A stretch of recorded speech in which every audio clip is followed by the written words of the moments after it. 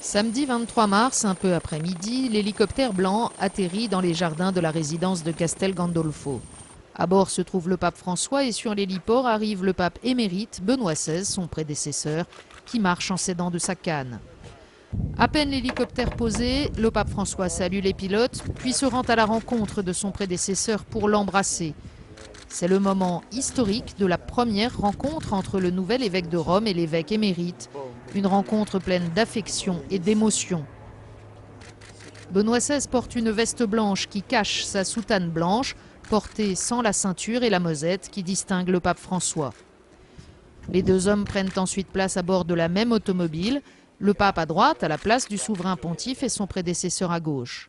Entrés dans le palais apostolique, les deux hommes gagnent la chapelle.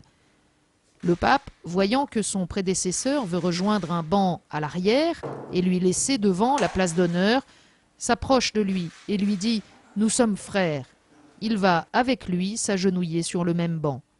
Les deux papes, le nouveau et l'émérite, prient ensemble, côte à côte, devant l'icône de la Vierge Noire de Częstochowa, copie de celle conservée dans le sanctuaire polonais si cher à Jean-Paul II. Dans cette image historique se trouve le passé, le présent et l'avenir de l'Église. Puis Benoît et François se rendent ensemble à la bibliothèque où le pape offre une icône à son prédécesseur. On m'a dit qu'elle s'appelle la Vierge de l'Humilité.